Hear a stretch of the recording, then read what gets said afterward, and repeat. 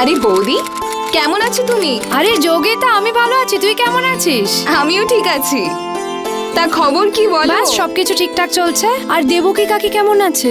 ওনার জন্যই তো পুজো দিতে গেছিলাম, যাতে উনি সুস্থ হয়ে যান। ভগবানের কাছে আর আমার কি চাই। নিশ্চয়ই ঠিক হয়ে যাবে। দেবকী কাকি নিজের সন্তানদের ছাড়াও সব সময় অন্যদের ভালো চেয়েছে। আর তুমিও তো রাত দিন এক করে ওনার সেবা করেছো। উনি নিশ্চয়ই ঠিক হয়ে যাবেন। মা বলুন তো, আপনার শরীর কেমন আছে? জানেন মা, আমি আজও আপনার নামে পুজো দিতে গেছিলাম। আর ভগবানের কাছে আমি একটাই প্রার্থনা করেছি যে ভগবান, আমি আর আমার শাশুড়ির কষ্ট সহ্য করতে পারছি না। অসুস্থতার কারণে বেঁচে থেকেও মরে গেছেন উনি। না হাত নড়ছে, না পা নড়ছে, চলাফেরাও করতে পারছেন না। কতটা কষ্ট হয় ওনার। সেই জন্যই তো আমি বলছি যে তাড়াতাড়ি ওনাকে তুলে নাও। কিন্তু আপনি দেখছি আমার কথাই শোনেন না। দেখুন তো কেমন ভাবে এই মানুষটা পড়ে রয়েছে আমার সামনে।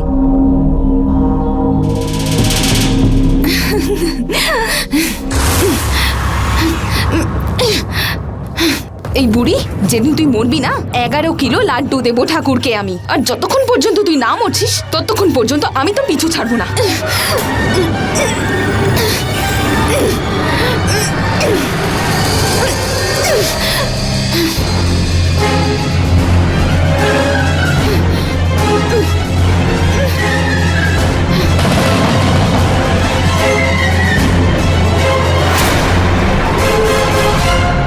বছরের পর বছর আমাদের সমাজে এটা মানা হয় যে বড়দের আশীর্বাদে এমন একটা শক্তি রয়েছে যেটা আমাদের সমস্ত খারাপ জিনিসের থেকে রক্ষা করে আর আমাদের সঠিক পথে এগিয়ে যেতে সাহায্য করে। সেই জন্যই আমাদের বাড়িতে গুরুজনদের আর বাবা মাকে সম্মান করা হয় এবং তাদের শ্রদ্ধাও জানানো হয়। কিন্তু মিরাটের একটি বাড়িতে বয়স্ক এবং পঙ্গু হয়ে যাওয়া একজন ভদ্রমহিলার সাথে যেটা হচ্ছিল, সেটা শুধুমাত্র অবাক করে দেওয়ার মতো ঘটনা নয়, বেদনাদায়ক এবং অমানবিকও।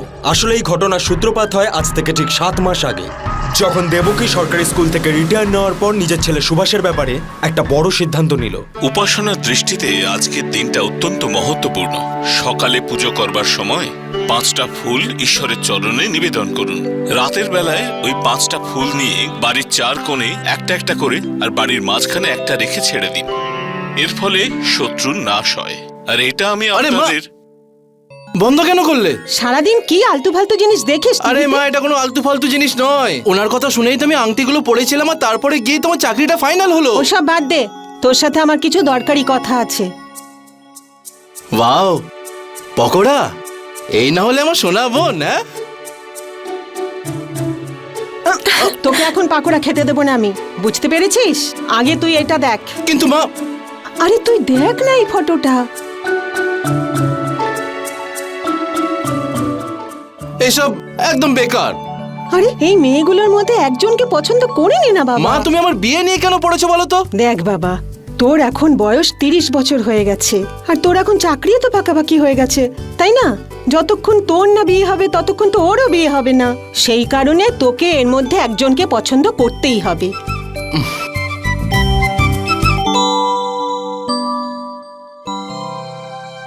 মা, তাহলে এই মেয়েটাকে ফাইনাল করে দাও। কপাল চওড়া এই মেয়েটার, লাকি হবে।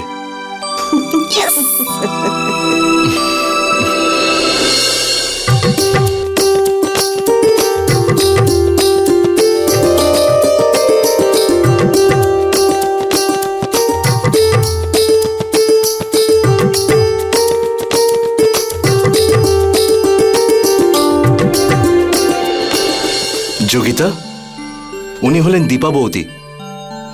উনি এখানেই আমাদের পাশেই থাকেন। খুব সুন্দর দেখতে লাগছে। আর উনি গত 10 বছর ধরে মা আর দিব্যার রাইট হ্যান্ড। নমস্কার বৌদি। এইসব তো ঠিক আছে, কিন্তু মা কোথায়? মায়ের সঙ্গে দেখা করতে চাও তুমি? হ্যাঁ। এসো, তোমাকে দেখাচ্ছি।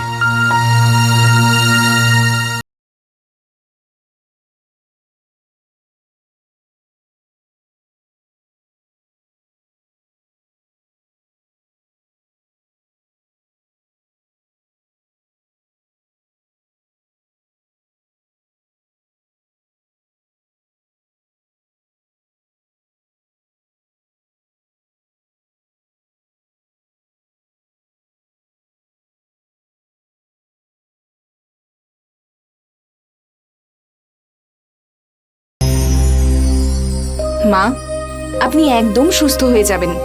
আর আমি এসে গেছি তো, আমি আপনার খুব যত্ন করব। কিন্তু এসব হলো কি করে? মা কখনোই আমার কথা শুনতো না, জানো তো। একদিন কি হলো জানো?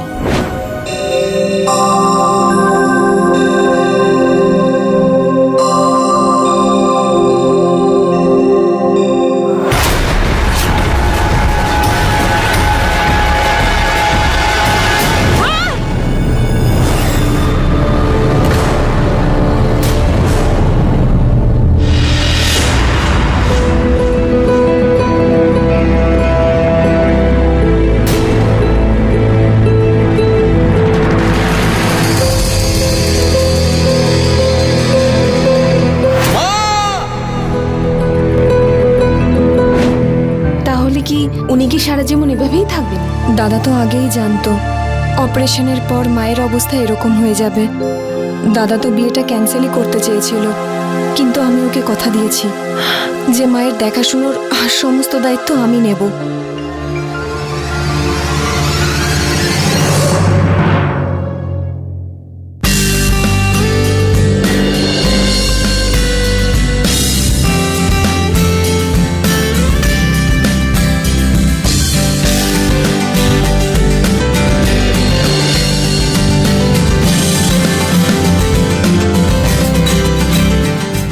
হাই প্রিয়া, কেমন আছিস? হ্যাঁ হ্যাঁ, আমি খুব ভালো আছি।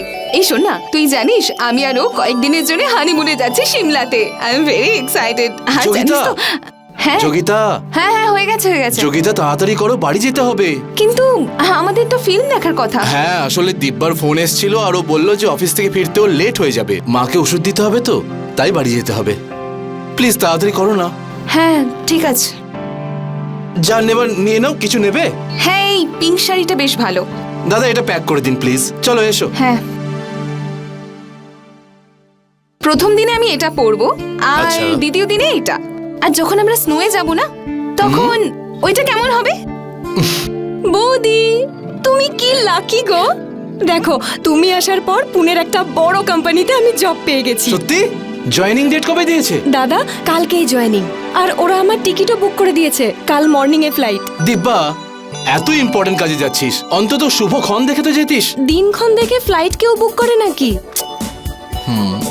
বৌদি, হ্যাঁ, আমি খুব তাড়াতাড়ি ফিরে আসার চেষ্টা করব, কিন্তু ততদিন তোমাকে মায়ের খেয়াল রাখতে হবে।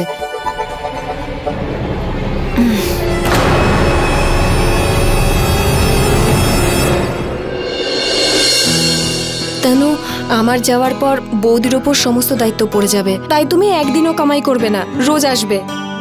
আর বৌদি প্লিজ, তুমি একবার রোজ মাকে বাড়িতে দেখে যেও। তুমি ওনার চিন্তা একদম করো না, আমি খুব ভালোভাবে ওনার খেয়াল রাখবো।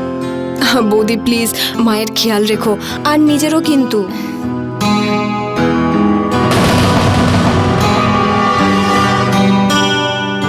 বাই বৌদি, bye Tanu, bye by.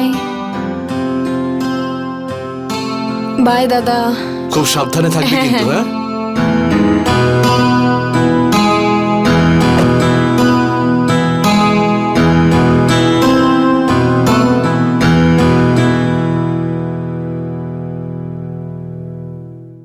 Yogita, আমার মনে হচ্ছে আমরা যে হানিমুনের প্ল্যানটা করেছিলাম না, ওটা ক্যান্সেল করতে হবে। কারণ মাকে এই অবস্থায় রেখে তো যেতে পারি না, তাই না? হ্যাঁ আমি বুঝতে পারছি। কত ভালো জুটি না?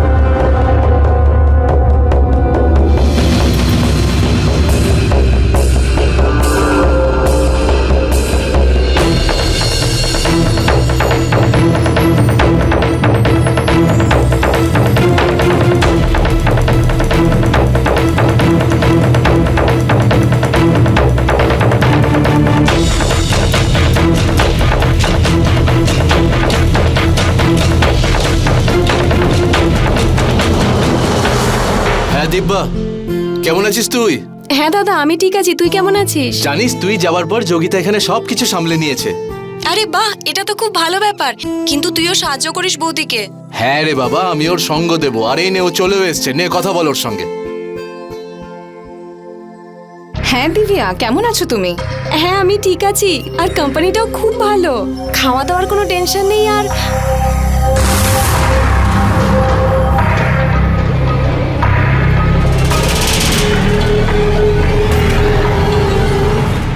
আমরা সারা জীবন খুব সহজেই অধিক সুখ আর স্বাচ্ছন্দ্য পেতে চাই, কিন্তু তার বদলে আমরা কোনো রকমের কষ্ট করতে চাই না, আর কাউকে সাহায্য করতে চাই না, এমনকি দায়িত্বও পালন করতে চাই না। কিন্তু আমরা এটা ভুলে যাই যে আনন্দ ভাগ করে নিলে সেটা বেড়ে যায়, আর সুখের অনুভূতি শুধুমাত্র দায়িত্ব পালন করার পরই পাওয়া যায়। আর যোগিতাও একই ভুল করছিল। ও এটা কিছুতেই বুঝতে পারছিল না যে ঘরের একজন বয়স্ক মানুষকে সেবা করা ওর দায়িত্বের মধ্যেই পড়ে, বরং ও এটা ভাবছিল এই সমস্ত বোঝার জন্য ওর আনন্দ মাটি হয়ে যাচ্ছে। আর এই ভুল ধারণা থেকে জন্মানো ঘৃণা দিনের পর দিন বেড়েই চলেছিল। বুড়িটাকে আজ এত লঙ্কা খাওয়াবো, আর তারপর খাওয়ার পর জলও দেব না, তারপর যদিও কোনোভাবে মরে।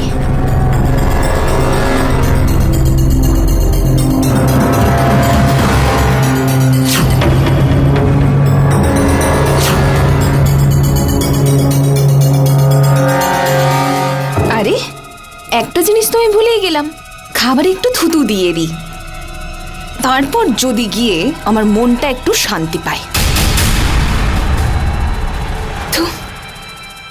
বৌদি,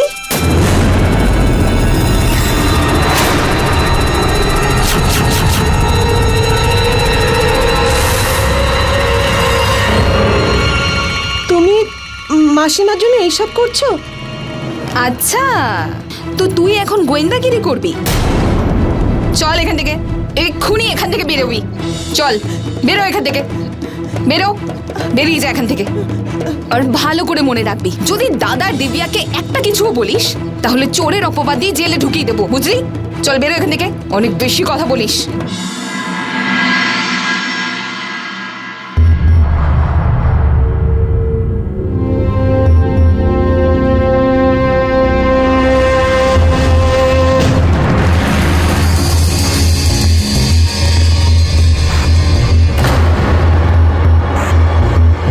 যোগিতা, যোগিতা!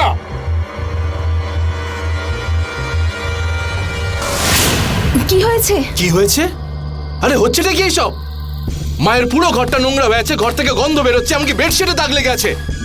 আর ওই ওষুধগুলো খোলা পড়ে আছে। আর এই বাসন, এগুলো কি আমি নিয়ে যাবো? হ্যাঁ, কিন্তু আমি তো রোজ সকালে পরিষ্কার করি। আরে যদি পরিষ্কার করেই থাকো তাহলে নোংরা হয়ে আছে কেন? আর তুমি এই চাদরটাও দাওনি মাকে? যোগিতা, মায়ের কোনো অবহেলা আমি সহ্য করতে পারবো না। আমি তোমাকে শেষবারের মতন বলে দিচ্ছি, এরপরে যদি এরকম কিছু হয়েছে না তাহলে খুব খারাপ হয়ে যাবে, মনে রেখো। পরিষ্কার করো এগুলো। ঠিক আছে।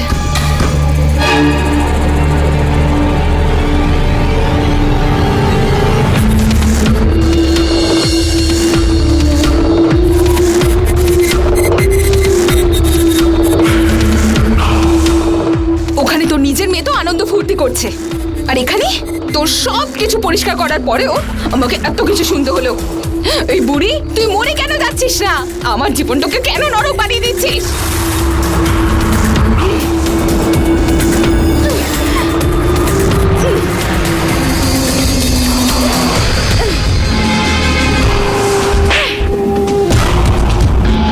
যতক্ষণ না অবধি তুই মরছিস ততক্ষণ পর্যন্ত আমি শান্তি পাবো না, বুঝলি?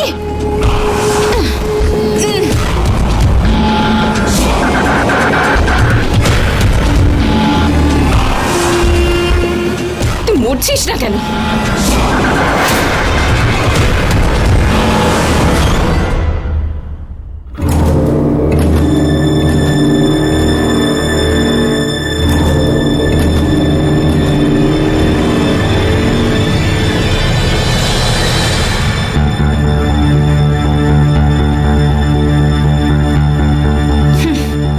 এখন এসবও করতে হবে।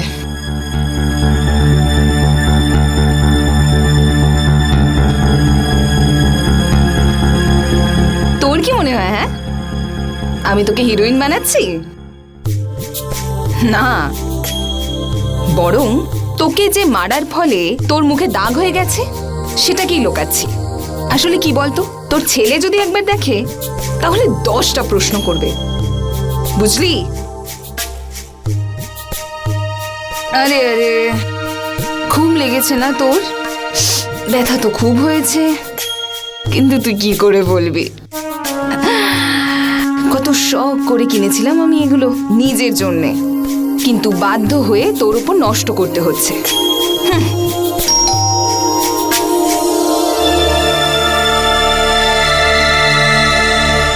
নাও, তোমার ছেলে এসে গেছে।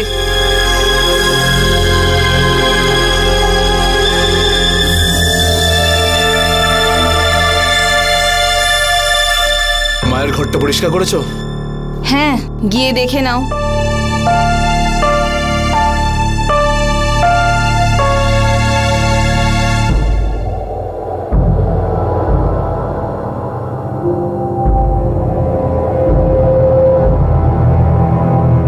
এবার খুশি তো তুমি? হ্যাঁ বাবা, খুব খুশি আমি। তাহলে আমার পুরস্কারটা? পুরস্কার? বলো, কি চাও পুরস্কার? বাইরে তো এসো, তারপর বলছি।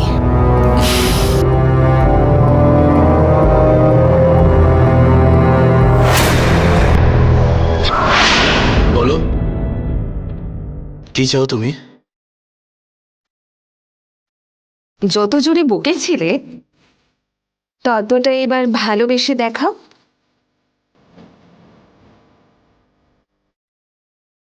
আচ্ছা,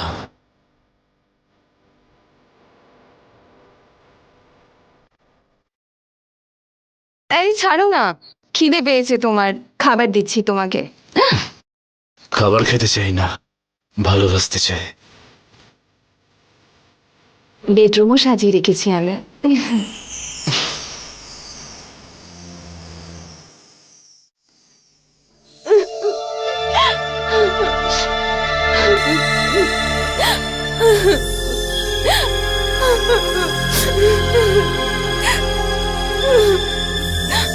কি হয়েছে কি? হ্যাঁ, আমি অনেক বড় ভুল করে ফেলেছি সুভাষ, আমি নিজেকে ক্ষমা করতে আরে পারছি না। বলবে তো।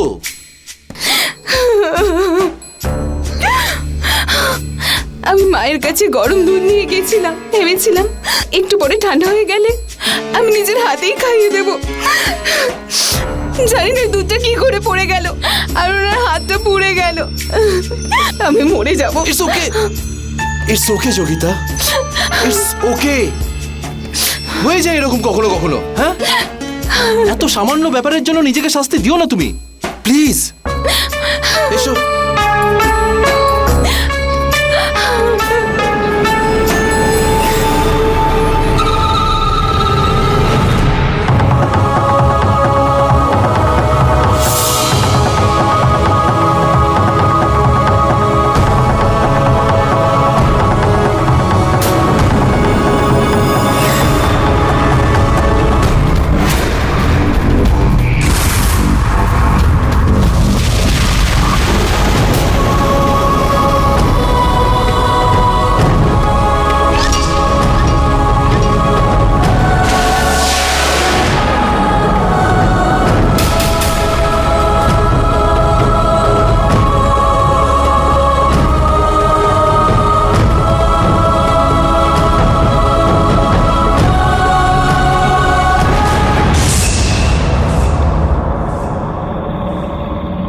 আচ্ছা, একটা কথা বলো তো,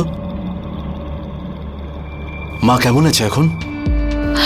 খুব একটা বেশি আঘাত লাগেনি, আমি ওনার হাতে ব্যান্ডেজ করে দিয়েছি। আর তুমি না, এই ছোটখাটো সামান্য ব্যাপারে নিজেকে শাস্তি দেওয়া বন্ধ করো, ভালো লাগে না আমার কিন্তু। আরে বাবা, হাসো না একটুখানি। Common smile. হ্যাঁ, আচ্ছা বাদ দাও।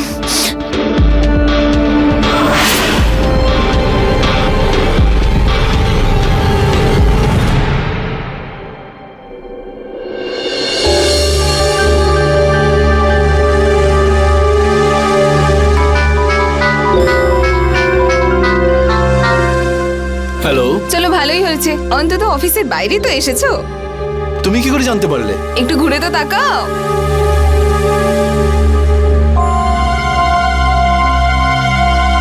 আমি আসবো।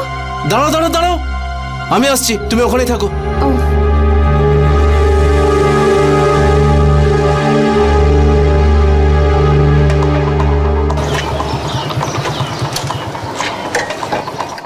মায়ের কাছে কে আছে? মা ঠিক আছে। ওই যে প্রতিবেশী টিনা আছে না, ও বাড়িতে এসেছিল, তখন বলছিল যে মায়ের সাথে বসতে চায়। আমি বললাম যে ঠিক আছে তুই বস, আমি সুভাষের সঙ্গে দেখা করে আসি, তাই আমি চলে এলাম। তুমি জানো আমি সত্যনারায়ণ বাবার ওপরে কেন বিশ্বাস করি? কারণ উনি আজ সকালে আমাকে টিভিতে বলে দিয়েছিলেন যে বউয়ের সঙ্গে ঘুরতে যাওয়ার যোগ আছে। আর দেখো তুমি চলে এলে। যাওয়া যাক। এক মিনিট, আমি টিনাকে একটা ফোন করে দিই, ঠিক আছে? হ্যালো টিনা, আচ্ছা শোন না, মায়ের ভালো করে খেয়াল রাখিস আর দুধটা গরম করে খাইয়ে দিস, আর বেশি যেন গরম না হয়, ঠিক আছে? আর যদি কোনো সমস্যা হয় আমাকে তাড়াতাড়ি ফোন করবি, ওকে? চল, বাই, টেক কেয়ার। যাওয়া যাক ম্যাডাম। হ্যাঁ হ্যাঁ চলো। এসো।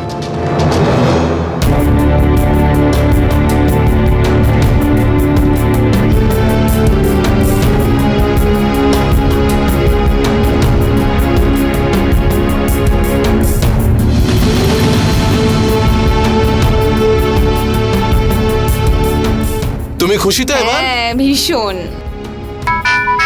মনে হচ্ছে কেউ ফোন করছে। এক মিনিট দেখি, দাঁড়াও।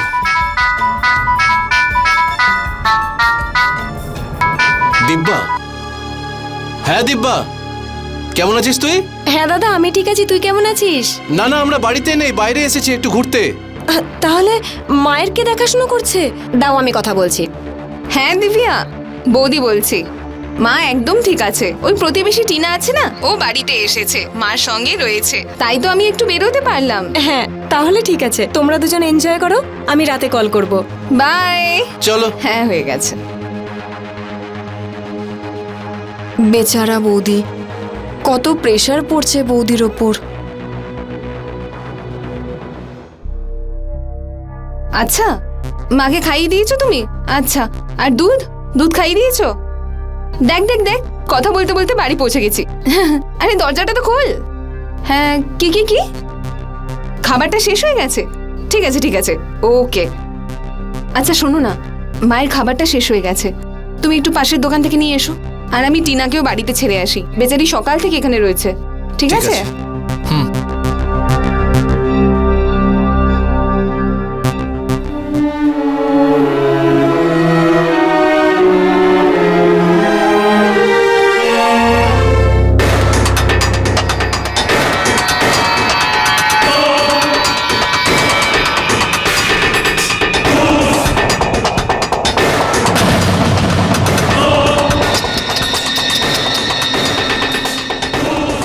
খুব খিদে পেয়েছে না তোর? কিন্তু আমি কি করে খাবার বানিয়ে তোকে খাওয়াবো? কারণ যদি তোর ছেলে দেখে তাহলে তো এটাই জিজ্ঞেস করবে, টিনা মাকে যখন দেখাশোনাই করছিল তাহলে ও মাকে খাবার কেন খাওয়ায়নি? এই জন্যই তো তোকে আজ উপোস থাকতে হবে। আর তাছাড়া তুই চিন্তা করিস না, আমি তোর জন্য এমন ব্যবস্থা করেছি যে তুই শান্তি মতো উপরে চলে যাবি, বুঝলি?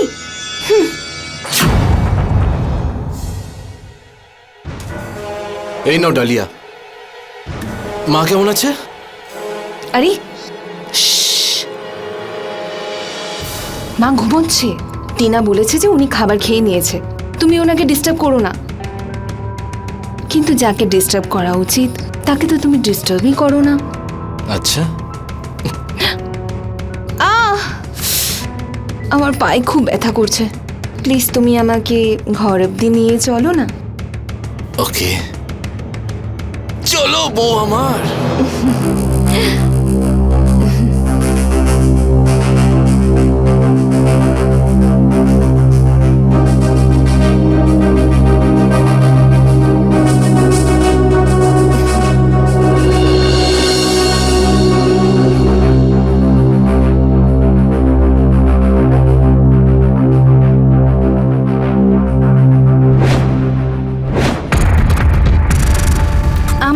কথা আছে তোমার সঙ্গে।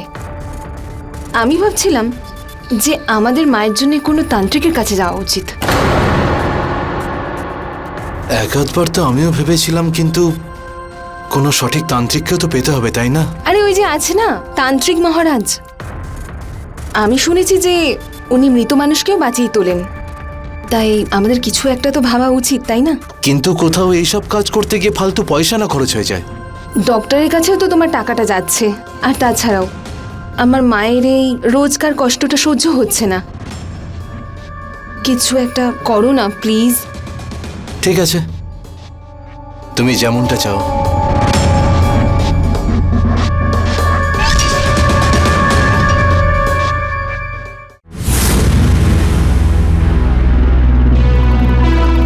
আসুন বাবা, এইদিকে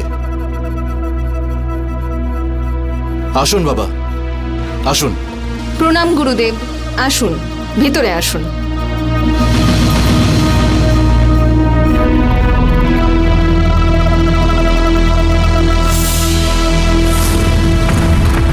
আসুন বাবা।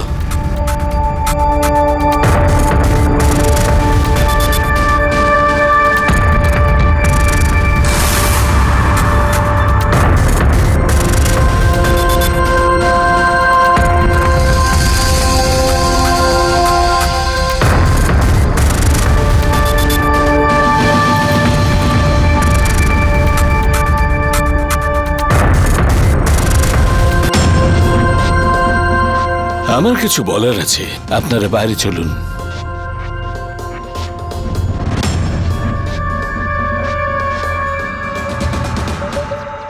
আপনারা আমার কাছে আসতে দেরি করে ফেলেছেন। ওনার শেষ সময় উপস্থিত। আমার কাজটা হলো শুধু বিশ্বাসের উপর।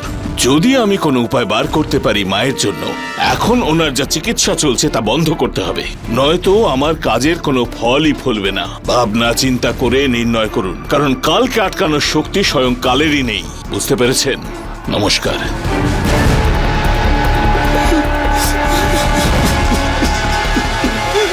তন্ত্র মন্ত্র আর সাধনা এটা এমন একটা বিষয় যেটা নিয়ে কেউ কখনো দাবি করে বলতে পারে না যে এটা আদৌ সত্যি কি সত্যি নয়। কিন্তু এটা সত্যি যে এর সঙ্গে জড়িয়ে থাকা বিশ্বাসকে আমরা কখনো ঠিক আবার কখনো ভুলভাবে ব্যবহার করেছি। আর যোগিতা তার অসহায় ও পঙ্গু শাশুড়ির উপরে যে অত্যাচার করে যাচ্ছিল, তা থেকে এটা বলা কঠিন ছিল যে ও তান্ত্রিককে কোনো ভালো কাজের জন্য নিজের বাড়িতে ডেকেছিল। কিন্তু এখন প্রশ্ন হচ্ছে যে এসবের পেছনে ওর উদ্দেশ্যটা কি? ও কি নিজের অপরাধের একটা নতুন অধ্যায় রচনা করতে চাইছে?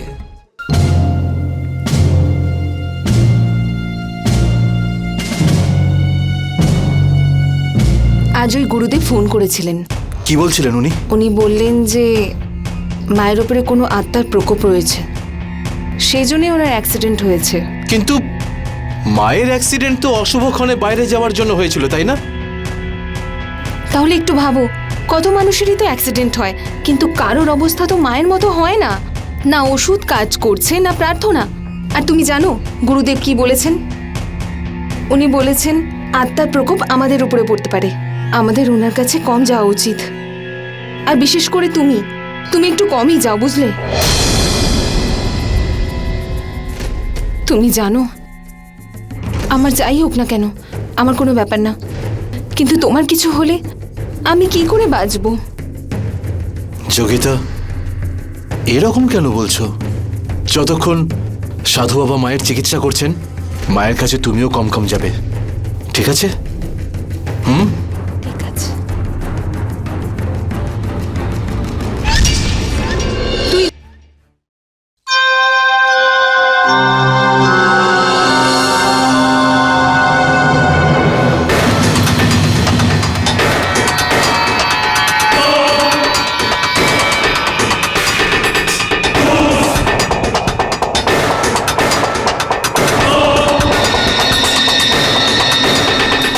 জানিস তুই খুব শীঘ্রই স্বর্গে যেতে চলেছিস, কারণ এখন আমি তোর যেই অবস্থাটা করব, আর এমন অবস্থা করব যে ভগবানকে তো তোকে ডাকতেই হবে।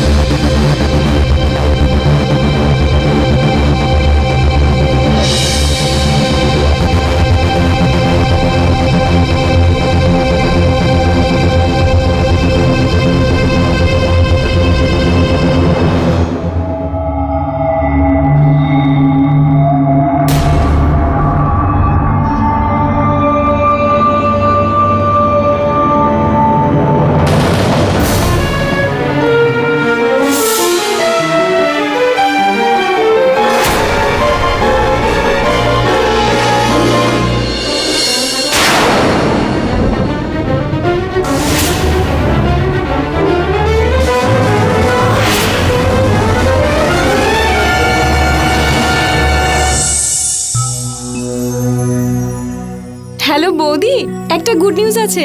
নেক্সট মান্থে আমি 1 মাসের জন্য বাড়ি যাচ্ছি। আর কতদিন হয়ে গেছে তোমাদের কারোর সাথে দেখা হয়নি।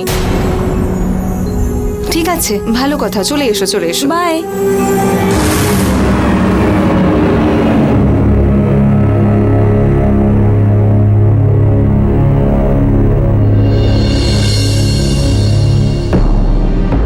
এখন আমি যাচ্ছি, কাল সকালে আসবো।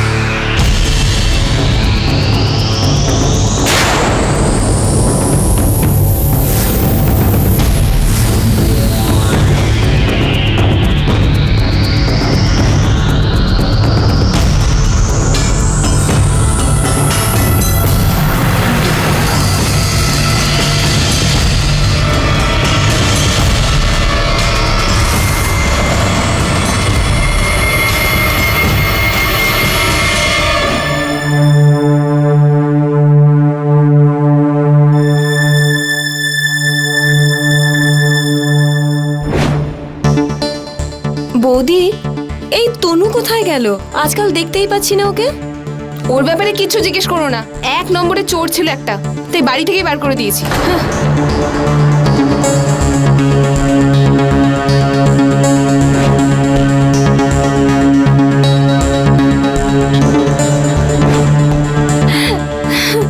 হ্যাঁ, অন্তত আমি একটু শান্তি মতো থাকতে তো পারবো।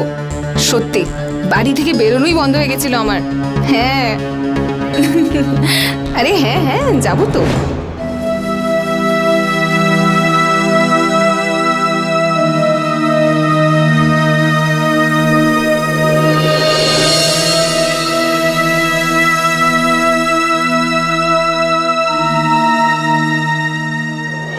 দিদি, মাসিমা চলে যাওয়াতে আমার খুব কষ্ট হয়েছে, কিন্তু মনে হয় এটাই ঠিক হয়েছে। উনি এই পৃথিবী থেকে চলে গেছে। মানে কি বলতে চাইছো? দিদি, 2 মাস আগের কথা, যখন আমি রান্নাঘরে গিয়েছিলাম,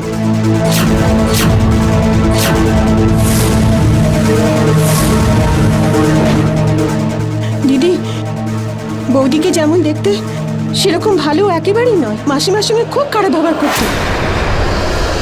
আমার জানি না কেন মনে হচ্ছিল যোগিতার ব্যবহারটা চেঞ্জ হয়ে যাচ্ছিল। ও চাইতো না যে তোমাদের বাড়িতে এসে আমি দেবকী কাকির সঙ্গে দেখা করি, এই জন্য আমি যাওয়া ছেড়ে দিয়েছিলাম। কিন্তু গত মাসে যখন দাদা বৌদিকে নিয়ে বাইরে গিয়েছিল, তখন টিনাই তো ছিল যে মায়ের সবসময় খেয়াল রাখতো। এইটা কি করে সম্ভব? টিনা তো গত 2 মাস নিজে ট্রেনিং এর জন্য দিল্লি গেছে, আর বাড়িতে তো তান্ত্রিক মহারাজ ছাড়া আর কেউ যেত আসতো না। হ্যাঁ, এই সমস্ত কথাই সত্যি। যখন ডাক্তারের চিকিৎসায় কিছু হচ্ছিল না, তখন আমি দ্বারকা বাবার সাহায্য নিয়েছিলাম। কিন্তু এসব কথাগুলো তুই আমায় আগে বলিসনি কেন? দিব্যা, আমি আমার সঙ্গে সঙ্গে তোকে চিন্তায় ফেলতে চাইনি।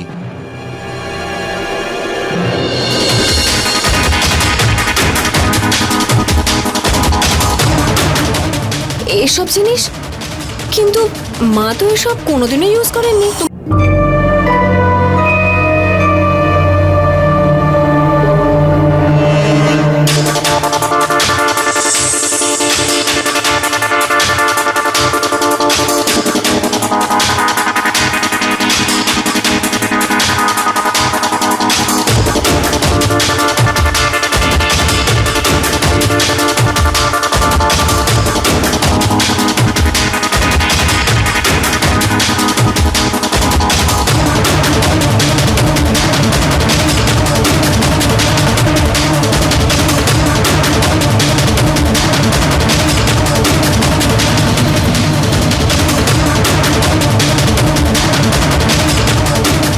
জিনিসপত্র, কিন্তু মা তো এসব কোনোদিনও ইউজ করেনি।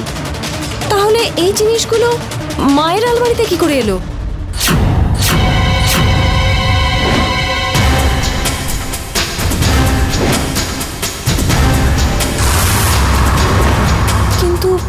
বৌদি এসব কেন করতে যাবে?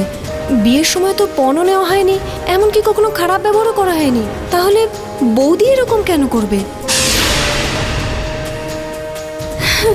হ্যাঁ, অন্তত আমি একটু শান্তি মতো থাকতে তো পারবো। এই তনু কোথায় গেল? 1 নম্বরে একটা চোর ছিল, তাই বাড়ি থেকেই বার করে দিই ওকে। মায়ের মৃত্যুতে কোনো তো রহস্য আছেই, যেটা আমায় খুঁজে বের করতেই হবে। বৌদি, তুমি মায়ের গলা টিপে শুধুমাত্র এই জন্য মেরে ফেলেছো যাতে তুমি বাইরে নিশ্চিন্তে ঘুরে বেড়াতে পারো? এসব কি বাজে বকছো? মাথা ঠিক আছে নাকি খারাপ হয়ে গেছে তোমার মাথাটা? আর মায়ের শরীরের আঘাতের চিহ্ন সেগুলো?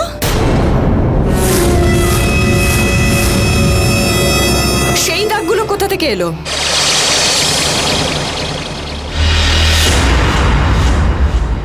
আত্মার প্রকোপ ছিল তোমার মায়ের ওপরে। আর যদি বিশ্বাস না হয় জিজ্ঞেস করো তোমার দাদাকে, জিজ্ঞেস করো ওকে, বলো তুমি ওকে। আচ্ছা, কিন্তু কোনো আত্মা আঘাত লাগার জায়গায় মেকআপ লাগায় না, আর না খাবারের মধ্যে লঙ্কা দেয়, আর না থুতু ফেলে।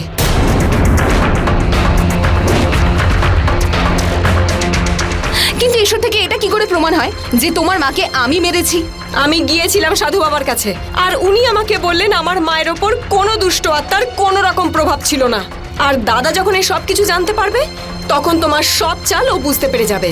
আমি এখন পুলিশ স্টেশনে যাচ্ছি তোমার বিরুদ্ধে রিপোর্ট লেখাতে। তোমার যা করার তুমি তাই করতে পারো, কিন্তু একটা কথা মনে রেখো যে তোমার মা আসলে কিভাবে মরেছে।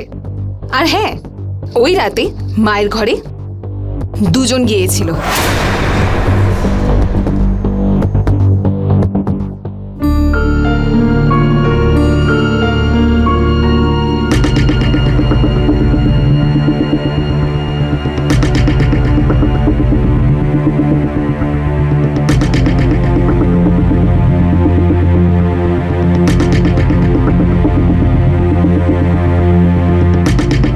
ভয় পেও না, তুমি মায়ের সঙ্গে এরকম করে ওই দুষ্ট আত্মা শক্তিকে পুরোপুরিভাবে বাড়ি থেকে তাড়িয়ে দেবে,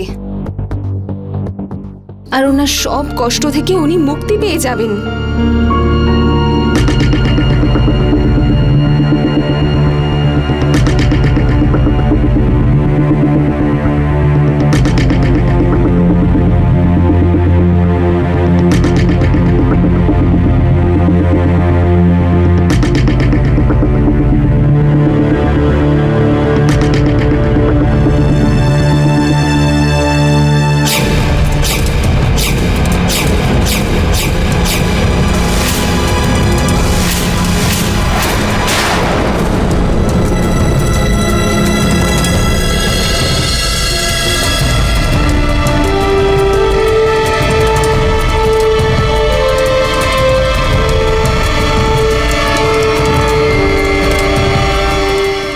ডোন্ট ওয়ারি, কেউ কিচ্ছু জানতে পারবে না।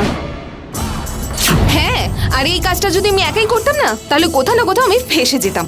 সেজন্য আমি প্ল্যান বানাই, তাই তোমার মাকে তোমার দাদাকে দিয়ে খুন করাই, বুঝলে তুমি? আর এবার যদি তুমি পুলিশে যাও, তাহলে আমার সঙ্গে সঙ্গে তোমার দাদাও জেলে যাবে। আর যদি তুমি চুপ থাকো, তাহলে অন্তত তোমার দাদাটা তো ভালো থাকবে। আর তাছাড়া আমার প্রিয় ননদ, মায়ের দেহটা কিন্তু পুড়িয়ে দেওয়া হয়েছে। কোর্টে যদিও যাও, তাহলে কিচ্ছু করতে পারবে না। তার চিন্তা করতে হবে না।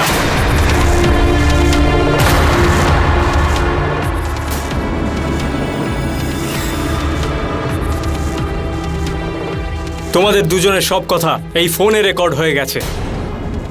আর আমি পুলিশ স্টেশনে আগেই গিয়েছিলাম। দিব্যা, আমি যা কিছু করেছি না,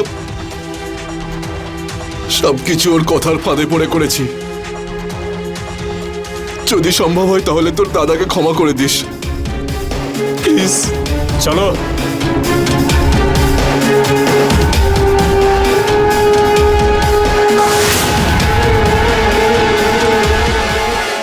বিশ্বাস আর অন্ধবিশ্বাসের মাঝখানে যে পার্থক্য থাকে সেটাকে জানা ও বোঝা আমাদের খুবই দরকার। আর সুভাষেরই এই অন্ধবিশ্বাসের সুযোগ নিয়ে যোগিতা ওকে দিয়ে এত বড় একটা অপরাধ করে নিল। আর একটা অদ্ভুত ব্যাপার, যোগিতা নিজের একজন মানুষের প্রাণ এই জন্যে নিল কারণ ও নিজের ভাগের খুশিটা ওর কাছ থেকে ছিনিয়ে নিতে চেয়েছিল। কিন্তু বিশ্বাস করুন, অর্থ ছিনিয়ে নেওয়া যায়, কিন্তু খুশি শুধুমাত্র ভাগ করে নিলেই বাড়ে। বয়স্ক মানুষেরা আমাদের কাছে বোঝাও নয় আর দুর্বলতাও নয়, বরং আমাদের কাছে একটা শক্তি। ওনাদের সেবা আর দেখাশোনা করতে আমাদের একটু বেশি সময় লাগে ঠিকই, কিন্তু ওনাদের আশীর্বাদ আমাদেরকে এমন জায়গায় নিয়ে যেতে পারে যেটার আমরা স্বপ্ন দেখে থাকি। কিন্তু তবুও যদি আপনার কাছে এই দায়িত্ব পালন করার সময় না থেকে থাকে, তাহলে এরকম অনেক এনজিও আর সরকারি সংস্থা রয়েছে যেগুলো এই কাজের জন্যই বানানো হয়েছে। যোগিতা যদি চাইতো তাহলে ওর ফ্যামিলির সঙ্গে কথা বলে এই সমস্যার সমাধান বের করতে পারতো, কিন্তু অপরাধের রাস্তা বেছে নিয়েছে, যার ফলে শুধুমাত্র একটা পরিবার নয়, 3টে জীবন শেষ হয়ে গেল। আমাদের প্রয়োজন নিজের পরিবারের সঙ্গে মিলেমিশে সমস্যার সমাধান বের করা, সঠিক সমস্যার সমাধান। কারণ অপরাধ শেষ পর্যন্ত আমাদের হয় কারাগারের পিছনে নয়তো ফাঁসির মঞ্চে নিয়ে যায়। আগামী সপ্তাহে আবার দেখা হবে নতুন একটা অপরাধের গল্প নিয়ে, এটা জানার জন্য যে আমরা কোথায় ভুল করেছি আর কিভাবে সেটা শুধরে নেব। ততক্ষণের জন্য জয় হিন্দ।